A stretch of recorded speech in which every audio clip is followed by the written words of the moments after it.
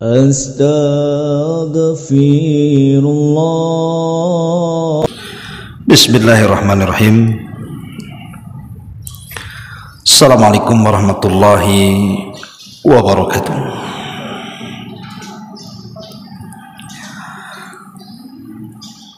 Alhamdulillah, wassalatu wassalamu ala rasulillah wa ala alihi wa sahbihi wa mawalah, wa la hawla wa la quwata illa billahi wa ba'du. Alhamdulillah, segala puja dan puji hanya milik Allah subhanahu wa ta'ala. Salawat dan juga salam kita hadiahkan kepada Rasul kita Nabi besar Muhammad sallallahu alaihi wa ala alihi wasallam.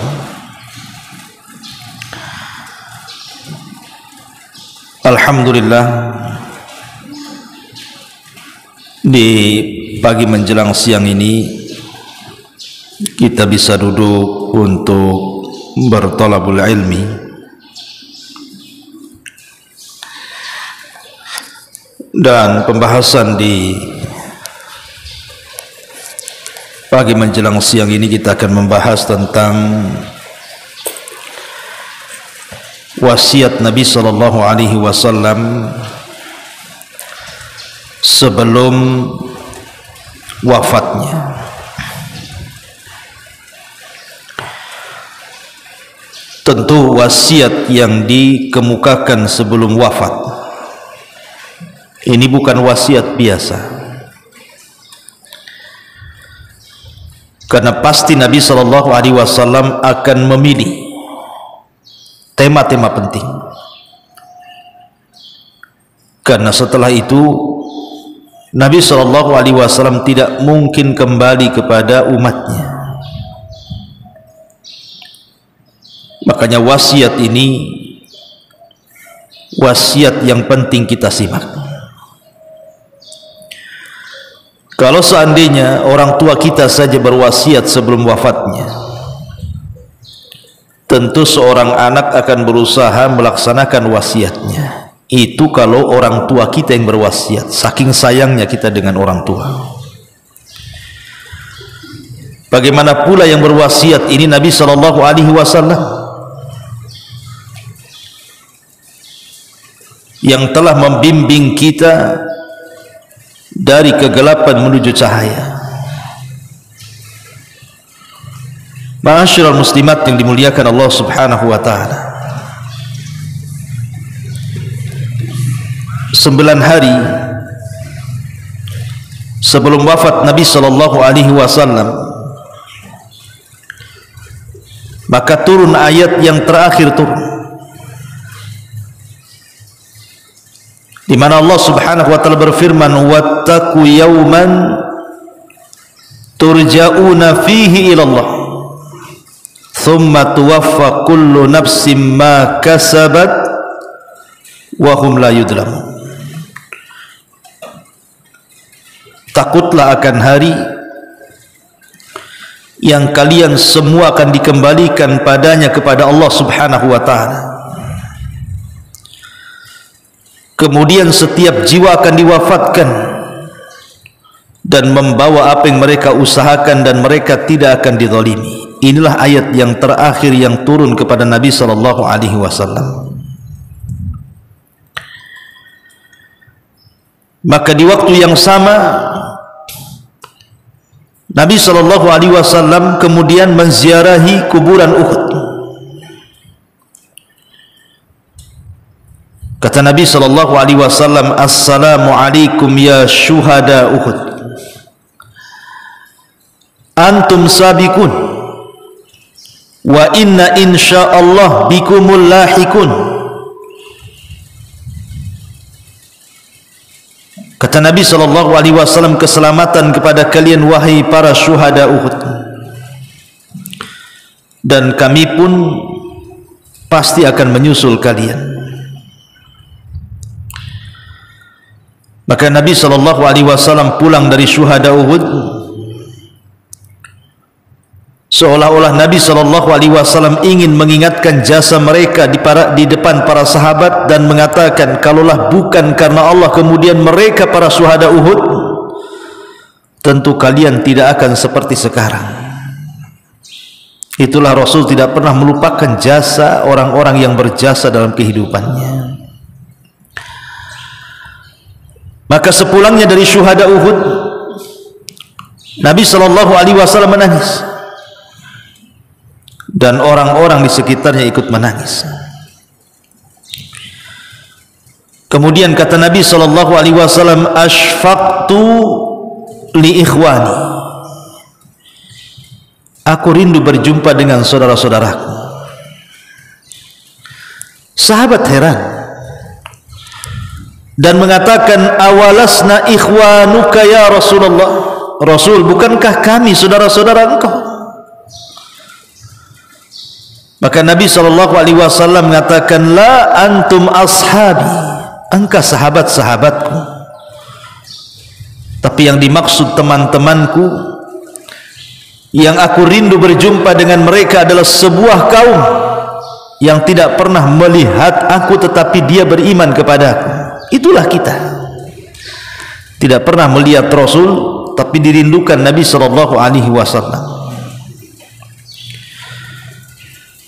Akhirnya kemudian Nabi SAW pun setelah sampai bahkan 3 hari sebelum wafat Nabi SAW,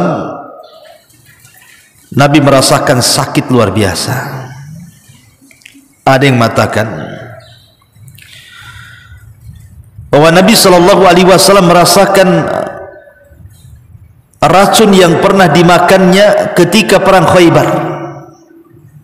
Ketika ada seorang Yahudi namanya Zainab bintul Harith meletakkan racun di makanan Rasul dan sempat tertelan Nabi.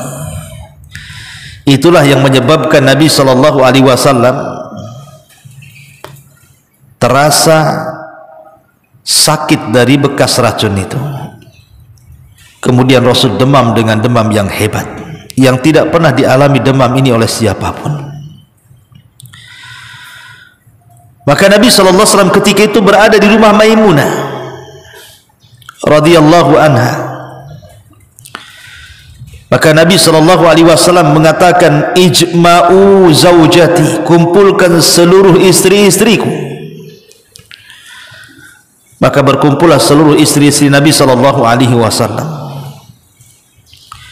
Kemudian Nabi SAW mengatakan, "Ata'dhanuni li an umarrad fi baiti Aisyah." Apakah kalian mengizinkan wahai istri-istriku agar aku dirawat di rumah Aisyah radhiyallahu anha? Maka seluruh istri-istri Nabi SAW mengatakan, "Na'dhanu laka ya Rasulullah." Tentu wahai Rasul, kami izinkan. Maka akhirnya kemudian Ali radhiyallahu an, Fadl ibn Abbas radhiyallahu an datang, kemudian memapah Nabi SAW dari rumah Maimunah menuju rumah Aisyah radhiyallahu anha. Ketika Nabi SAW dipapah oleh Ali dan Fadl dari kamar Maimunah menuju kamar Aisyah radhiyallahu anha, para sahabat Nabi SAW melihat kondisi Rasul. Dalam sekejap saja menyebarlah berita tentang sakit parahnya Nabi SAW. Akhirnya kemudian datanglah para sahabat dari mana-mana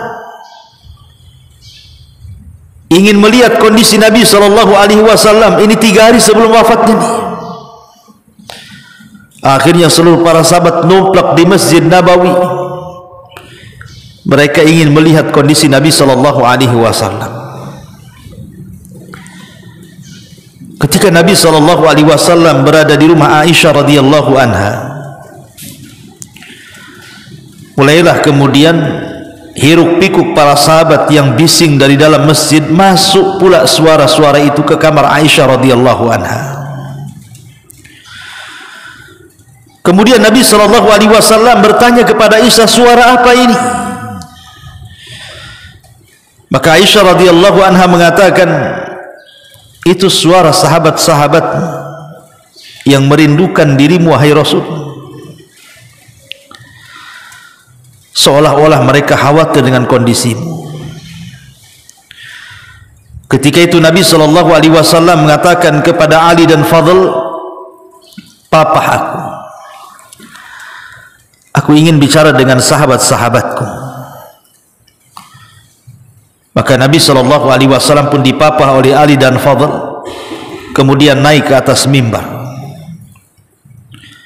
Karena Rasul tidak sanggup berdiri karena lemahnya badan dan fisik beliau hanya bisa duduk sambil berceramah. Dan itu akhir dari khutbah Rasul, akhir dari wasiat-wasiat Nabi SAW.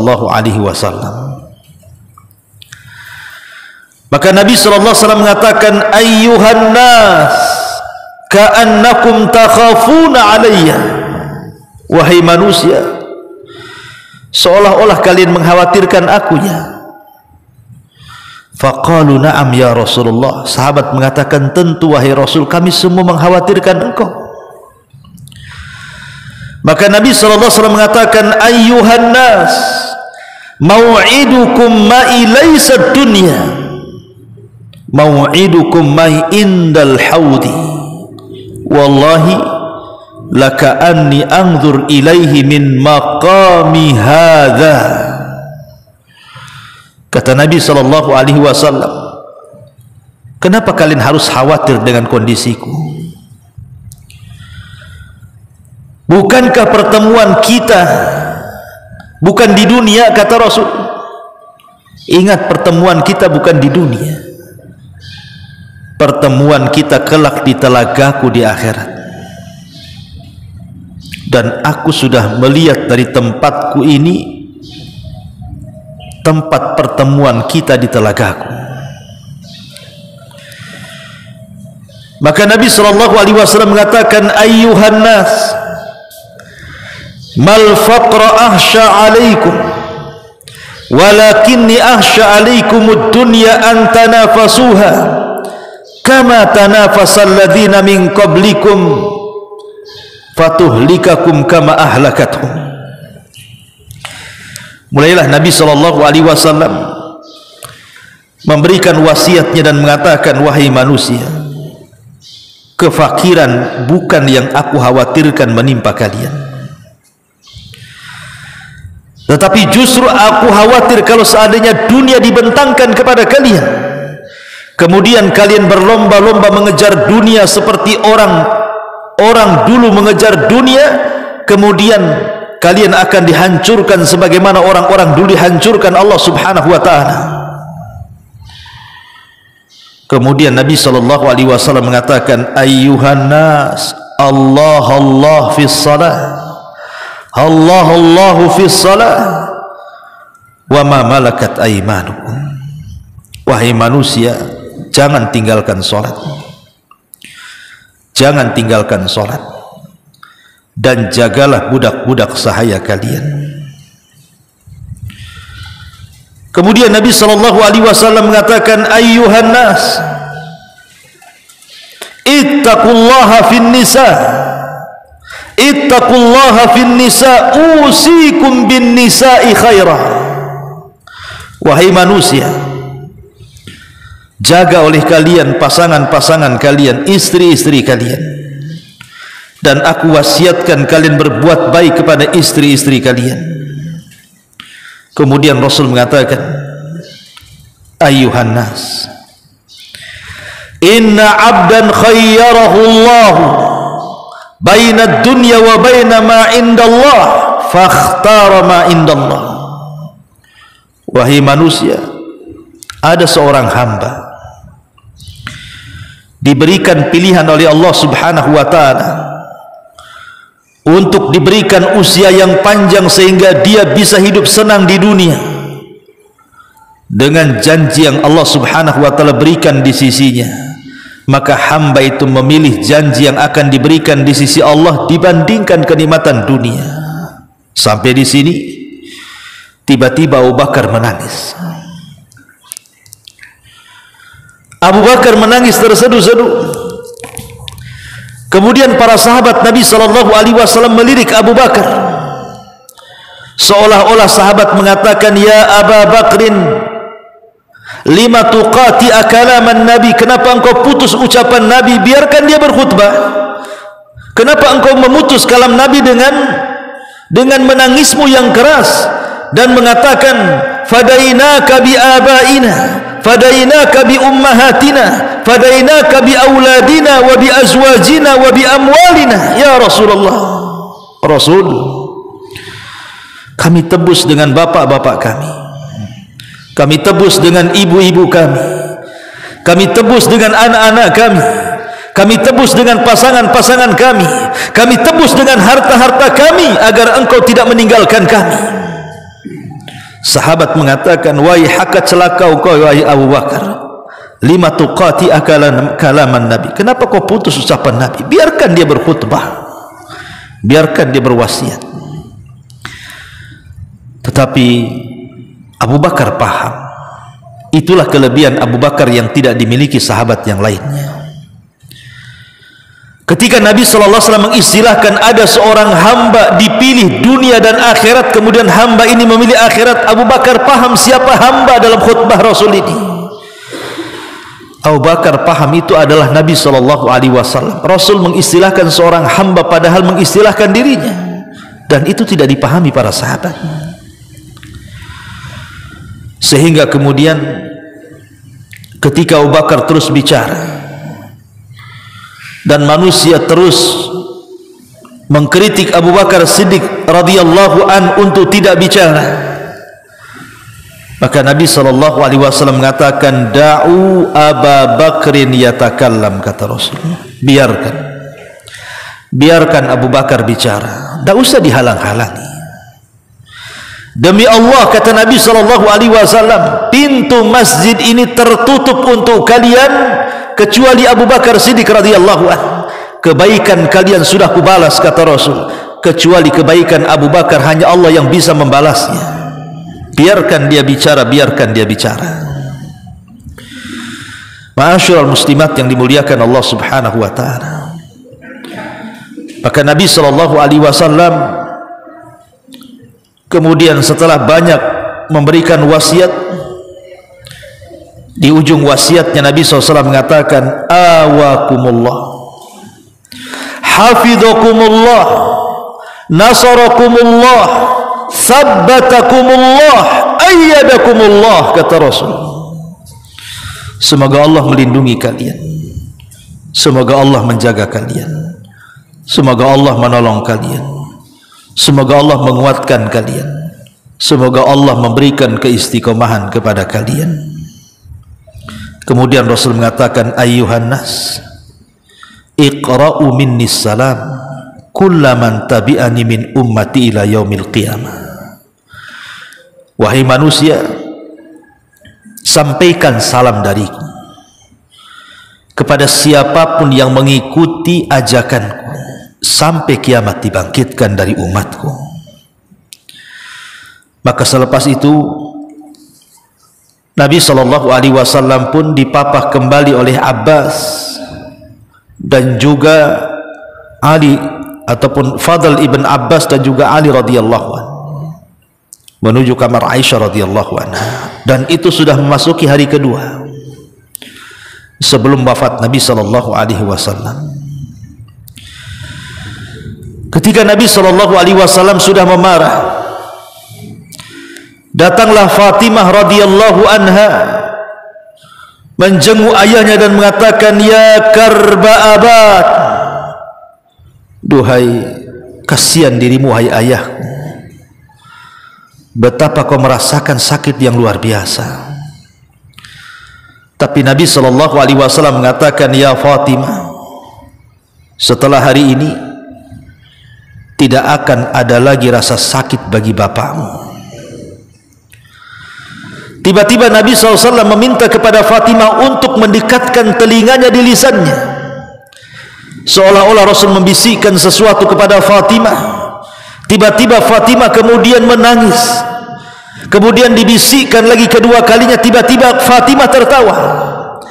Aisyah radhiyallahu anha melihat pemandangan seperti itu heran, mana bisa orang bisa mencampur adukan antara tertawa dan menangis dalam satu waktu. Baru kemudian Aisyah radhiyallahu anha setelah wafatnya Nabi SAW bertanya kepada Fatimah, "Ya Fatimah, apa yang dibisikkan Nabi saat menjelang wafatnya Rasul kepadamu? Aku lihat dalam bisikan pertama kau menangis, dalam bisikan kedua kau tertawa pula."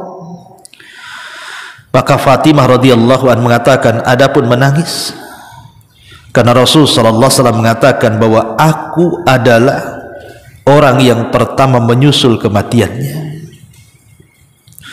dan Nabi SAW sudah dekat dengan kematiannya, maka aku pun menangis. Adapun kenapa aku tersenyum dan tertawa, karena Nabi SAW membisikkan di telingaku bahwa engkau akan menjadi pemimpin para wanita di sorga, anti sayyidatin nisa'i fil jannah, engkau akan menjadi pemimpin para wanita di sorga wahai Fatimah." Kemudian setelah Fatimah masuk, datang Usamah ibn Zaid gantian masuk. Usamah ibn Zaid adalah anak daripada anak angkat Nabi SAW, Zaid ibn Harithah, dan itu anak angkat yang sangat dicintai Nabi SAW. Artinya Usamah adalah cucu angkat Nabi SAW.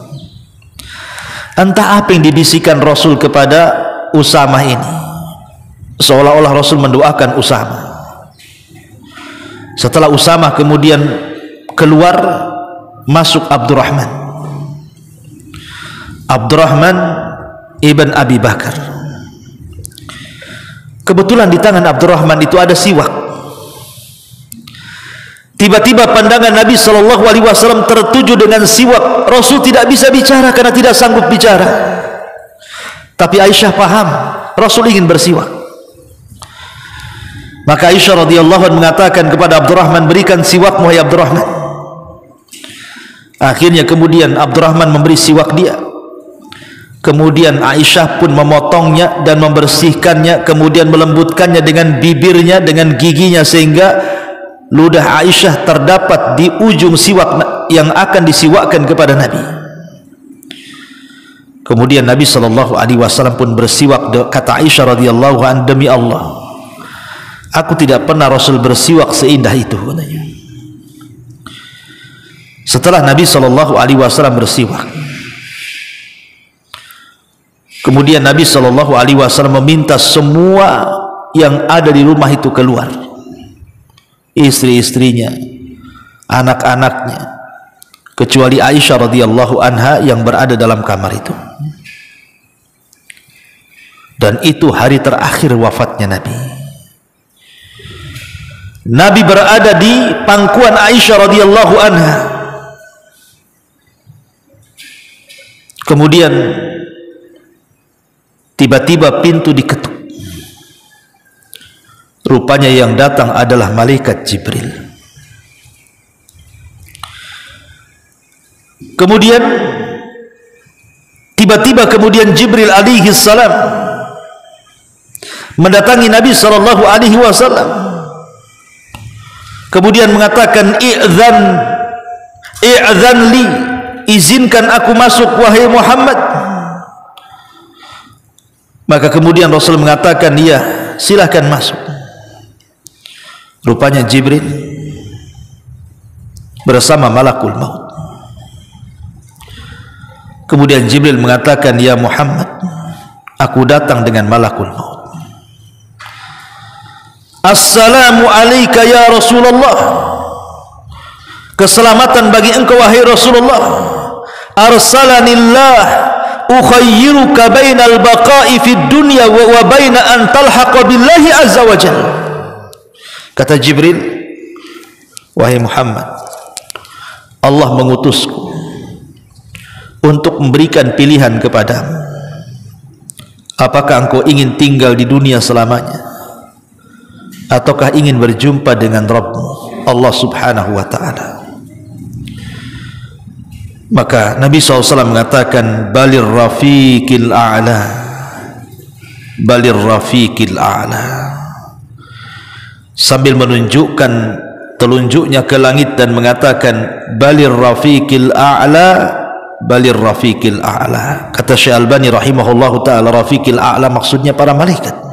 Aku ingin bersama para malaikat, maksudnya ke langit. Dicabut nyawanya. Maka kemudian malaikat maut mulai duduk di samping Rasul di arah kepala Nabi sallallahu alaihi wasallam.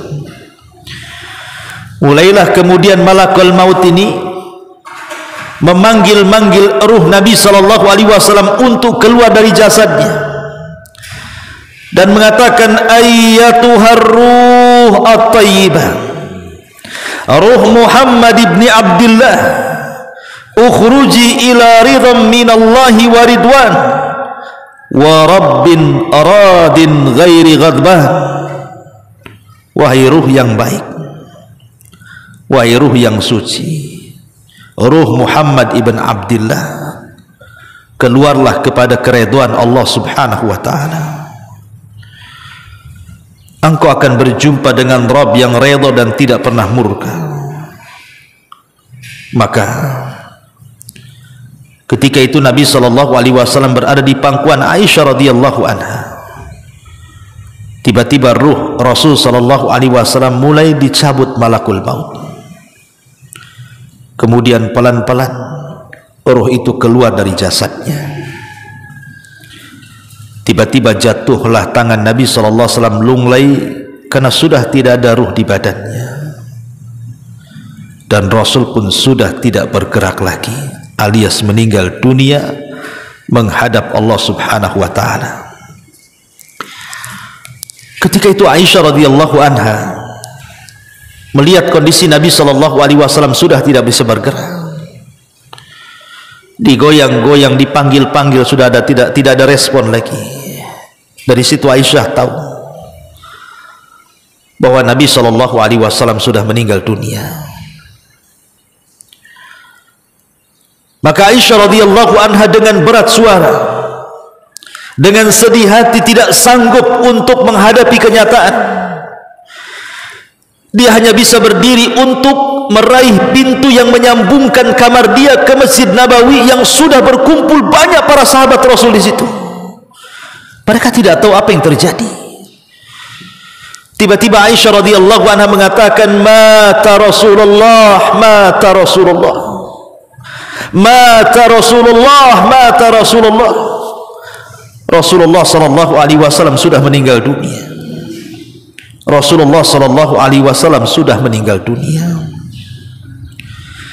Ketika mendengar informasi dari Aisyah radhiyallahu anha, seolah-olah petir datang di siang hari, menghantam gendang-gendang telinga para sahabat. Percaya atau tidak percaya, tiba-tiba kemudian Ali radhiyallahu anhu tidak sanggup berdiri, langsung lemas. Utsman ibn Affan seperti anak-anak menengok ke kanan dan ke kiri. Umar radhiyallahu anhu emosi, pulang dia ke rumahnya, mengambil pedang, tiba-tiba berteriak di hadapan manusia, siapa yang mengatakan Muhammad sudah mati, ku penggal lehernya. Karena kecintaannya Umar kepada Nabi SAW melebihi dirinya sendiri. Sampai-sampai dia berteriak-teriak dengan mengatakan, barang siapa yang mengatakan Muhammad sudah mati, ku penggal lehernya. Ingat, Muhammad itu tidak mati, dia sedang berpulang kepada Rabbnya hanya 40 hari dan akan kembali untuk mematahkan tangan dan kaki orang-orang munafik. Subhanallah. Semua para sahabat ketika itu merasa sedih. Mereka tidak tahu apa yang harus mereka lakukan setelah mereka ditinggal Nabi SAW. Kira-kira kehidupan mereka seperti apa? Tampillah Abu Bakar Siddiq radhiyallahu anhu, Siddiqul Akbar. Abu Bakar Siddiq radhiyallahu anhu berusaha menenangkan manusia. Ketika sampai di lokasi Masjid Nabawi, dia melihat Umar sedang sesumbar-sumbar berteriak-teriak kayak orang gila. Kata Abu Bakar, uskut ya Umar. Bisa diam kok, bisa diam enggak wahai Umar? Tapi Umar tak bisa diam.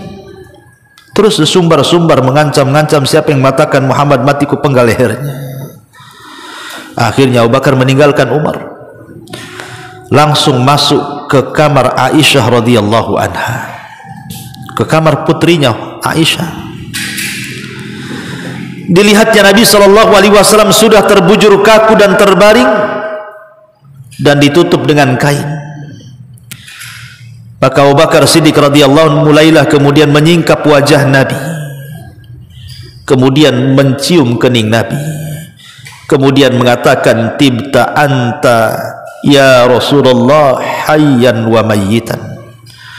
Kata Abu Bakar Siddiq radhiyallahu anhu, kondisimu teramat sangat baik wahai Rasul, baik kau keadaan hidup ataupun mati. Maka Abu Bakar pun kemudian menutup wajah Rasul, kemudian masuk ke Masjid Nabawi. Dia berusaha menenangkan para sahabat, menenangkan Umar yang terus berteriak-teriak, tapi juga tidak mau berhenti juga.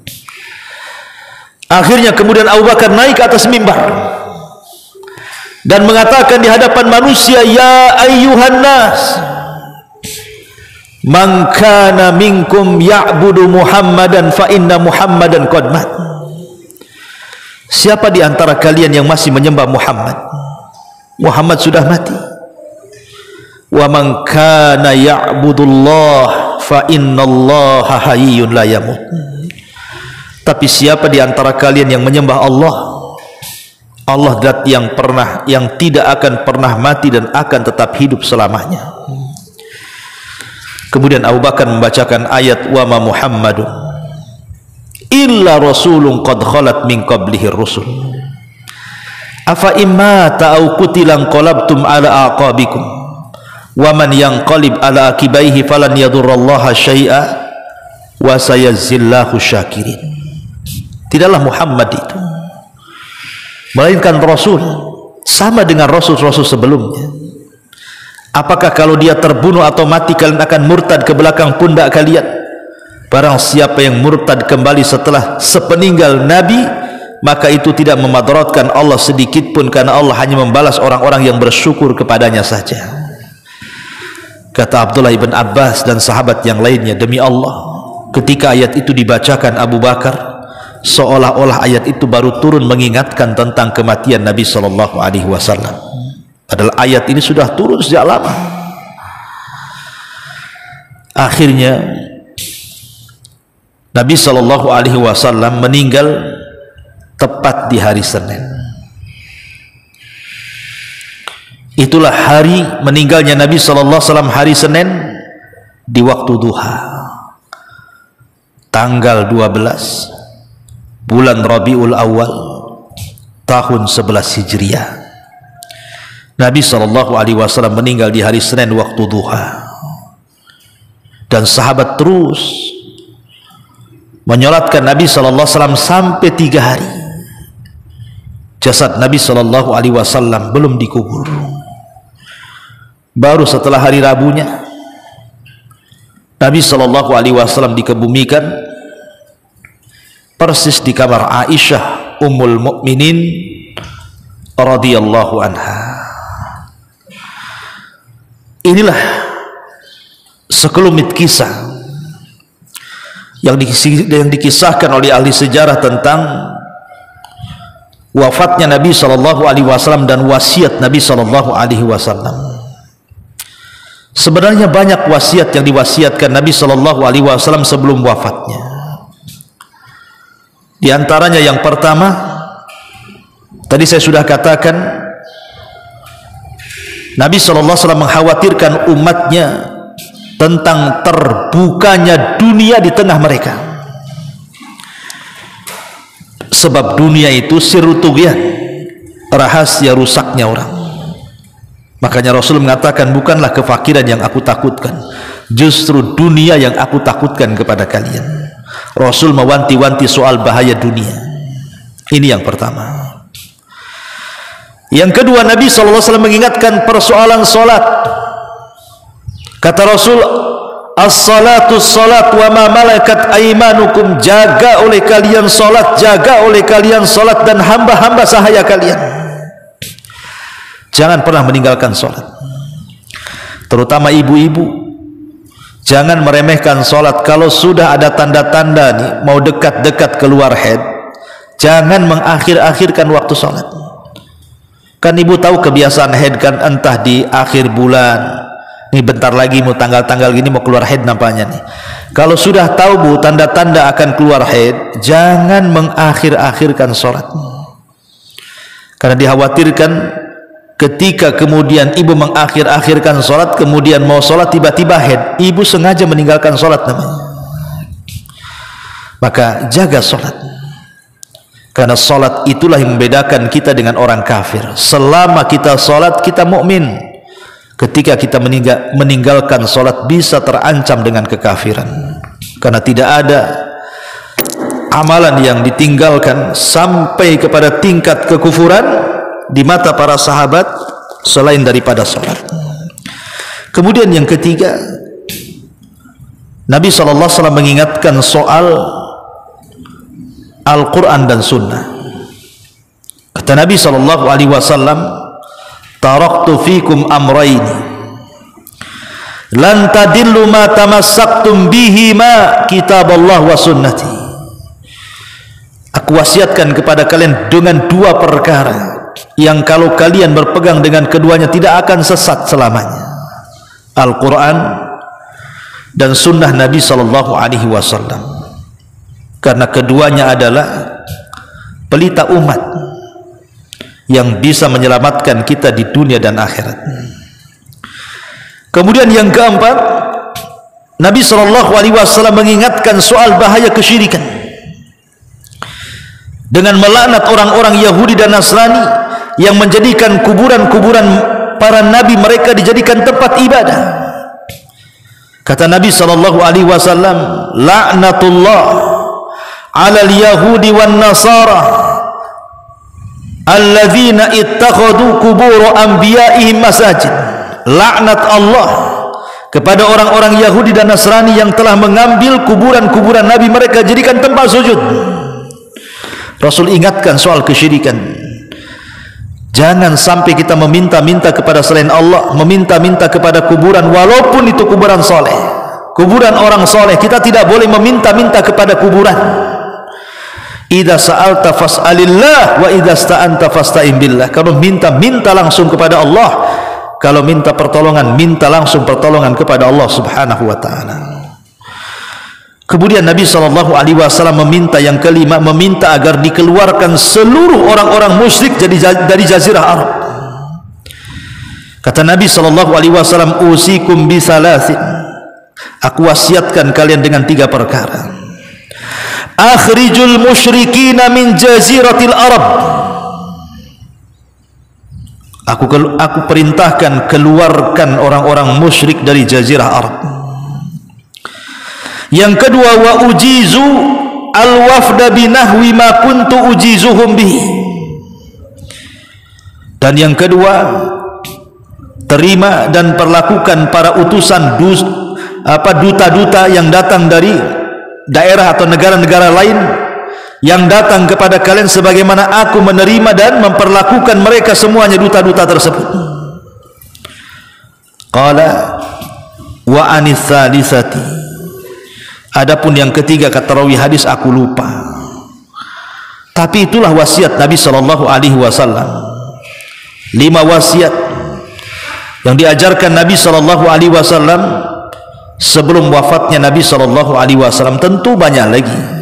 Ini hanya ringkasan yang saya sampaikan pada pagi menjelang siang ini, hanya sebagai pengetahuan sekelumit tentang sejarah Nabi SAW, akhir wafatnya Rasul, dan wasiat Nabi SAW atau wasiat akhir Rasul kepada kita umatnya.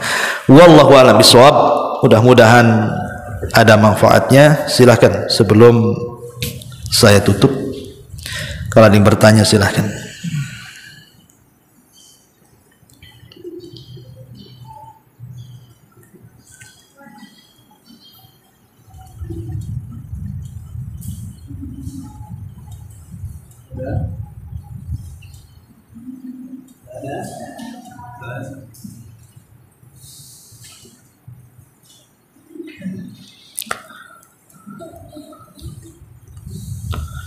Baik, kalau nggak ada kita tutup. Subhanaka wa bihamdika asyhadu an la ilaha illa anta astaghfiruka wa atubu ilaik. Allahu ta'ala alam. Assalamualaikum warahmatullahi wabarakatuh.